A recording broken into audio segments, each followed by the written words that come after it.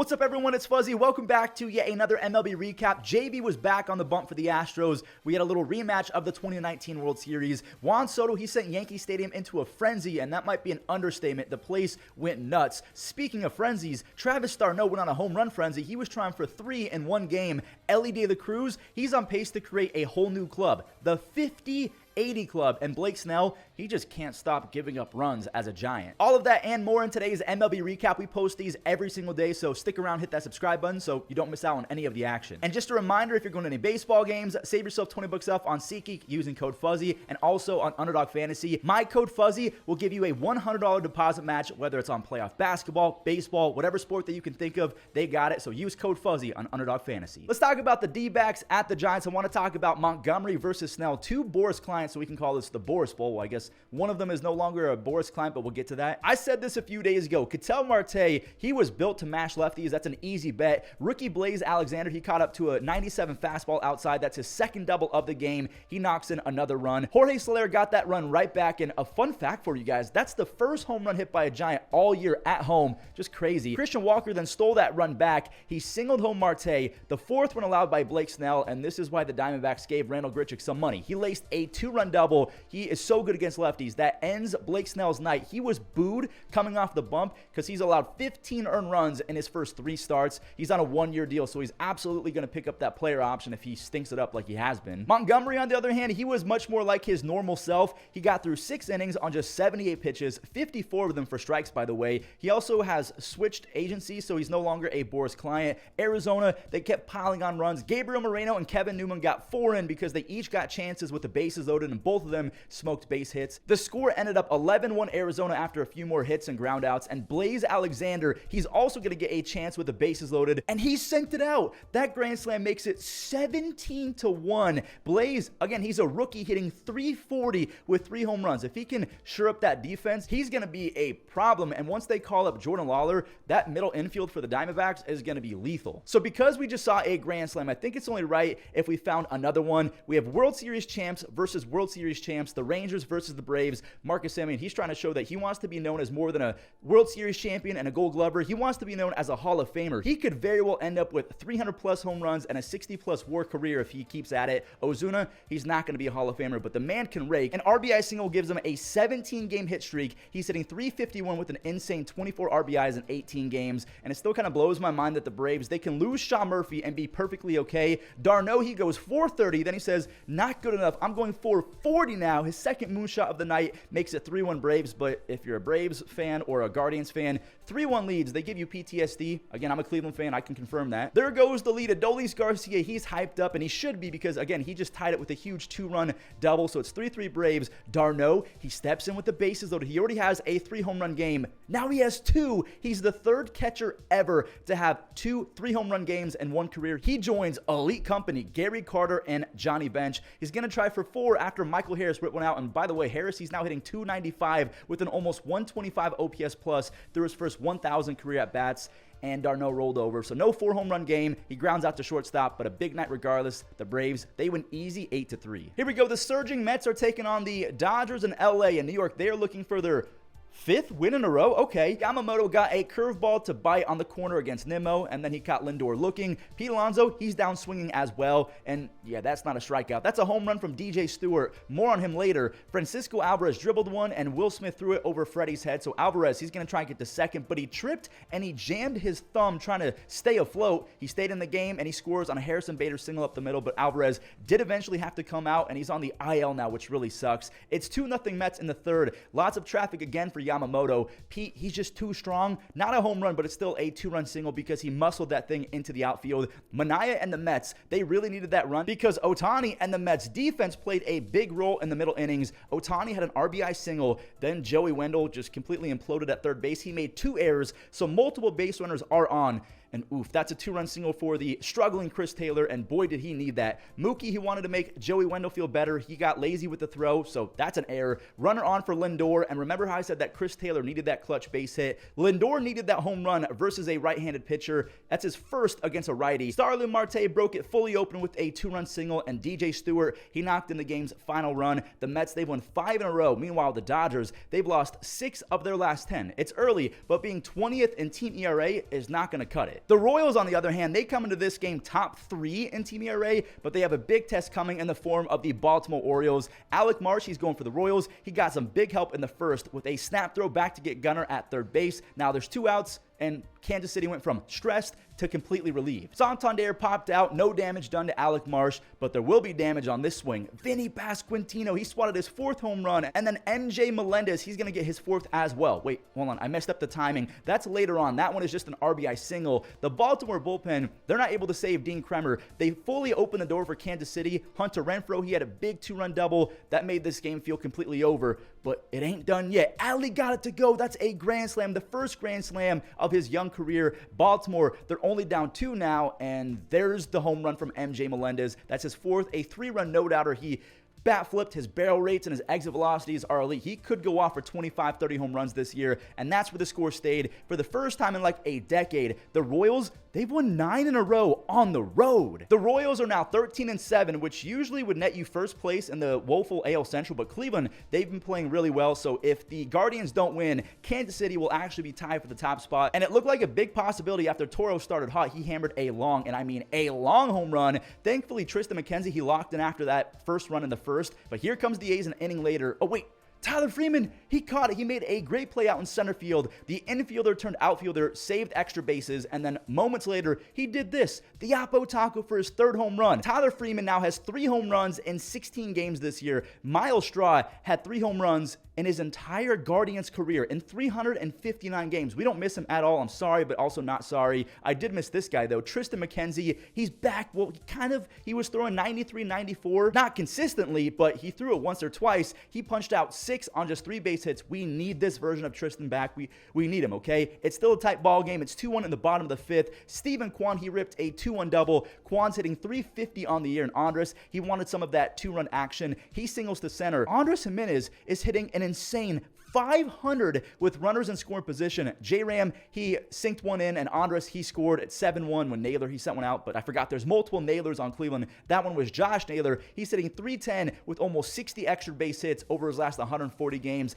Estevan Florio, he had 3 base hits. He made it a 10 spot, and if you can get Florio going and Tristan McKenzie back, the Guardians are going to be so much better, and they're 1 game ahead of the Royals. They're tied for first place with the Royals at a plus 45 run differential. All of this AL Central talk, so we might as well talk about the Tigers at the Twins. Minnesota, they're trying to avoid losing their 5th game in a row. Torkelson, not enough muster on that one to get it past Julian, but Julian's going to get an easy out at home. But Vasquez, he just straight missed it. What is going on? Kerry Carpenter scores, then Torkelson gets hosed at second to end the inning. Trevor Larnach, he felt bad for his pitcher, so he gave Joe Ryan a 2-1 lead on a home run that went to the second deck out in right center. The lead vanished like 7 seconds later as Tigers rookie Wencel Perez, he blooped one in. He was thankful for Parker Meadows because Parker stole second, got in scoring position, he scores easy. Now Joe Ryan has to face the white-hot Kerry Carpenter, and that was like a check swing, but it came in handy. And also, speaking of coming in handy, Wencel Perez stole second, so he's also going to score easy. The Tigers, they've been stealing bases pretty well this year. Wencel Perez is going to show off the speed again. He narrowly missed a home run. That's going to be a stand-up triple. Kerry Carpenter, he's looking like prime Matt Carpenter. He drives in Perez again. Now, the Twins got something cooking. Down to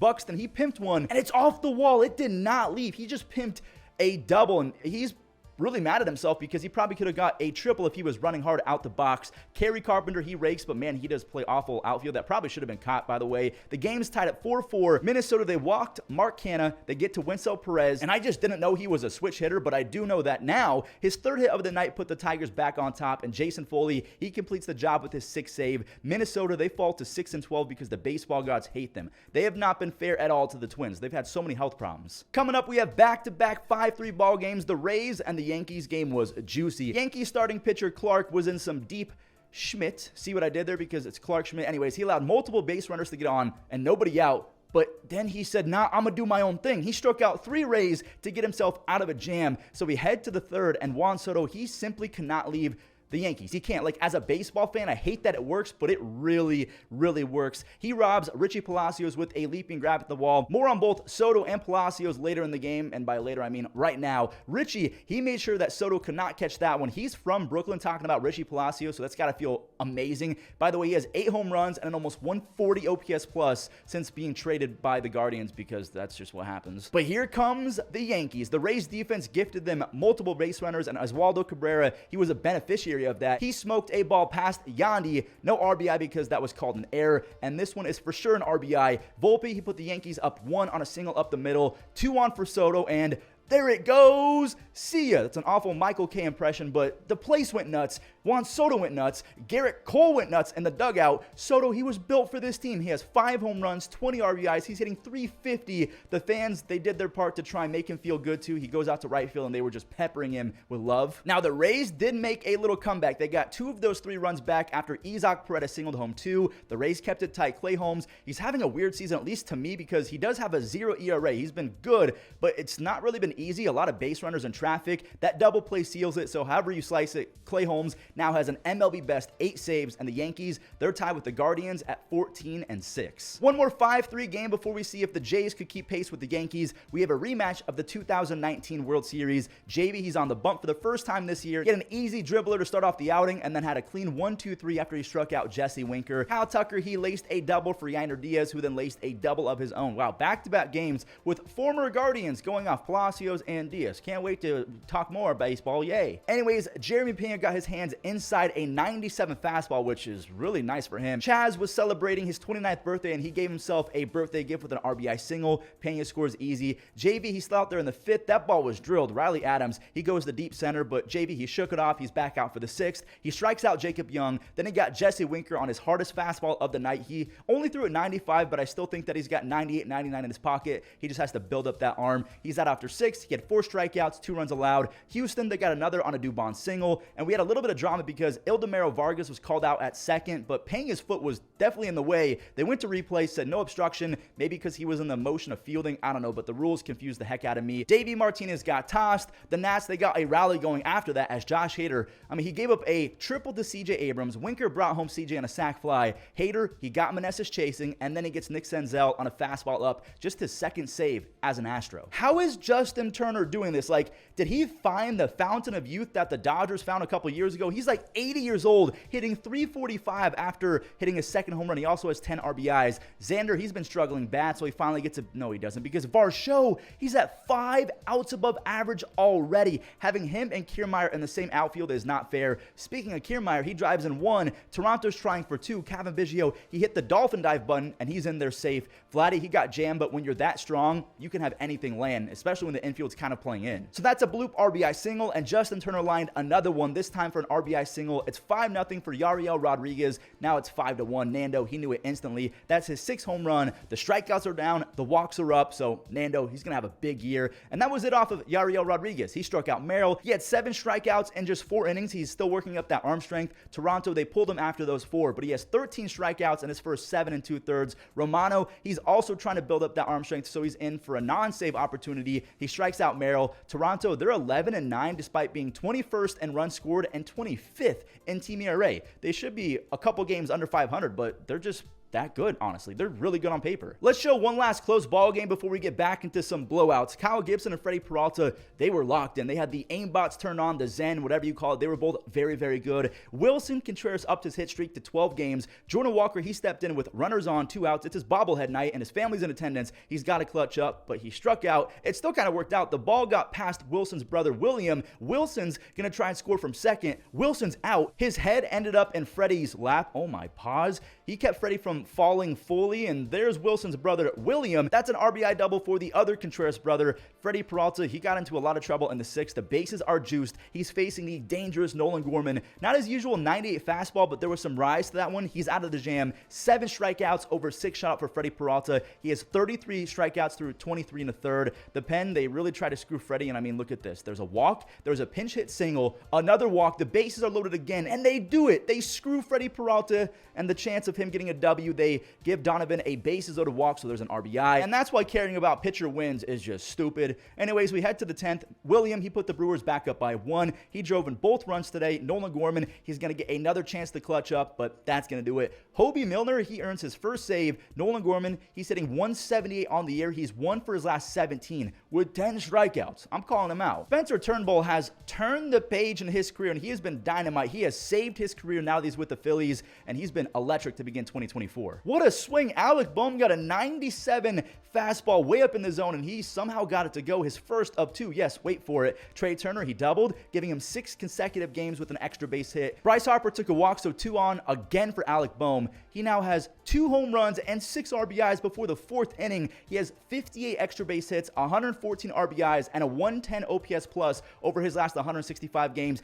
He's getting better and better, despite what Mets fans have to say about his defense. 2-hit Whit got in on the home run action. Whit Merrifield, that's his first as a Philly. And then the other new Philly, Spencer Turnbull, he was sick yet again. 6 shutout, but not just any 6 shutout. 6 no-hit innings. He's already thrown one in his career, and there it goes. Gavin Sheets ruins it, but he's okay with 7 shutouts, 6 punch-outs. He has a 1.2 ERA after 4 starts. That's the 7th time this year that the White Sox have been shut out. The other Sox, the ones that are red, they have not been shut out 7 times. Boston, they came out swinging versus the Pirates. Willie Abreu, he left everything, like everything. He left the stadium. Tristan Casas, he's a very large human. He goes the other way, which is not easy to do in Pittsburgh. He has 4 home runs in his last 7 games. Is that Rafaela at shortstop?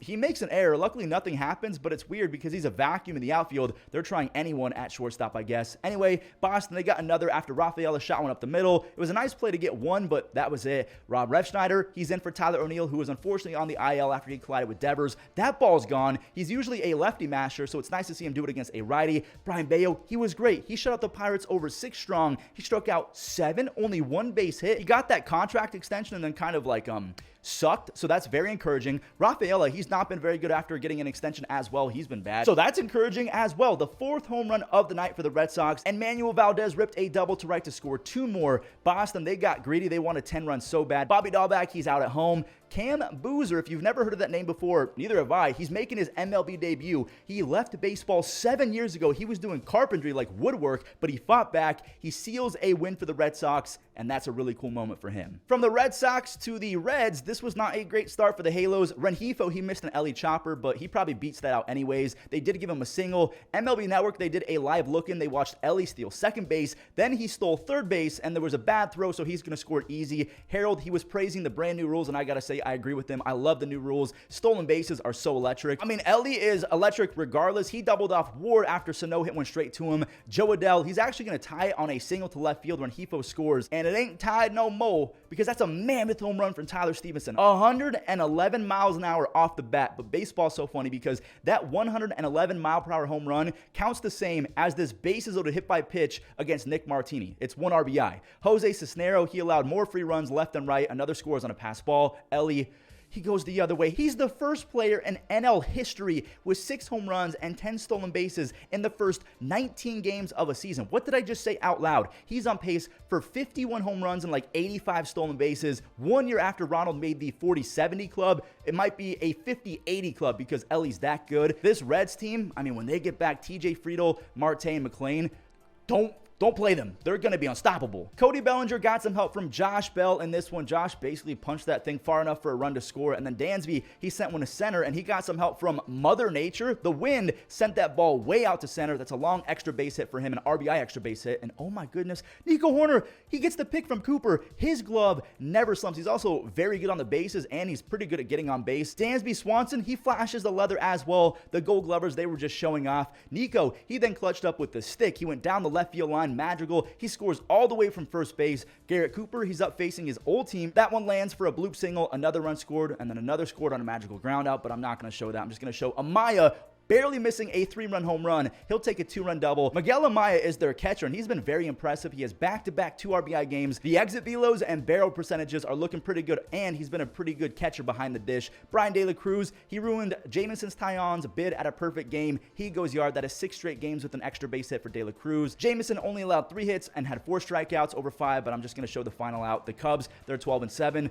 The Marlins are 4-16. That is going to do it for today's recap. Thank you all so much for watching. If you made it to the end, do me a favor, leave a like, and if you're brand new, hit that subscribe button. Head on over to my gaming channel, Fuzzy Gaming, and enjoy the web gems. Rounds that one to the right side. Sosa, sliding play. What a grab. Throws to first. And Simeon takes a base.